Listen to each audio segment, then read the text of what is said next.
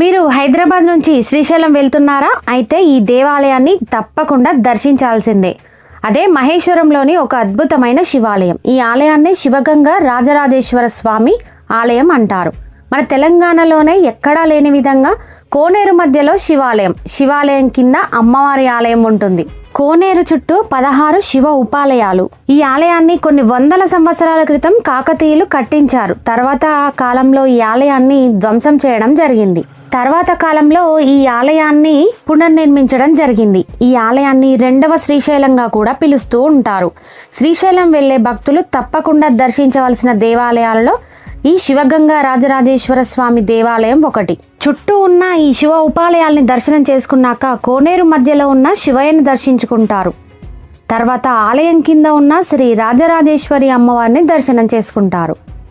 ఎక్కడా లేని విధంగా ఈ ఆలయం 2 అంతస్తులలో కొలువై ఉంటుంది. అమ్మవారు రాజరాజేశ్వరి అమ్మవారుగా మనకు దర్శనమిస్తుంది.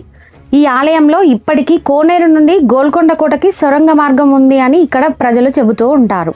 ఈ ఆలయం హైదరాబాద్ నుంచి 37 కిలోమీటర్ల దూరంలో ఉంటుంది. ఈ ఆలయంలో ఇంకా గణపతి అలాగే నాగదేవత దేవాలయాలు కూడా మనకు కనిపిస్తాయి. ఈ ఆలయం యొక్క ఫుల్ వీడియో మా యూట్యూబ్ ఛానల్లో అప్లోడ్ చేశానండి. తప్పకుండా చూడండి. చూసి లైక్ చేయండి, షేర్ చేయండి, సబ్స్క్రైబ్ చేసుకోండి.